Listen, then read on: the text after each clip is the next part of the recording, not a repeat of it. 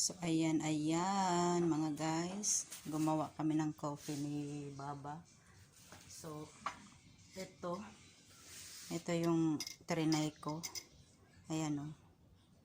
Uminom ako ng coffee. Kahit kaiinom ko lang ng coffee. So, pure coffee lang kasi hindi ako umiinom with milk. Coffee with milk. So, ayan.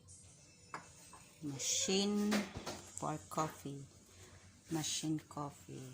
So, ayan. Napaka-easy lang naman pala gawin. So, ayan guys. Gumawa kami ni Baba ng cappuccino, ice latte, and hot cappuccino for Ate Joy. So, ito yung sa akin. Ice latte.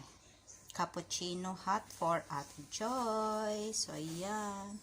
So, and then, ito yung mga ginamit namin. So, ito yung milk at yung coffee. Saka, ito yung pang-init ng milk.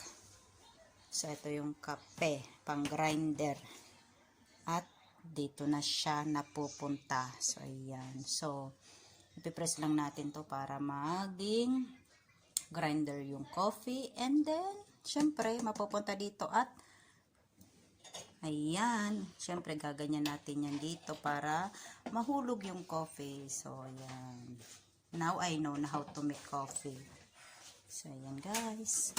At ngayon, syempre maglilinis na ako para naman, kasi nagtry lang naman si Bob para sa amin, para matry namin yung coffee sa kanyang business. So, ayan. Thank you guys. Yummy.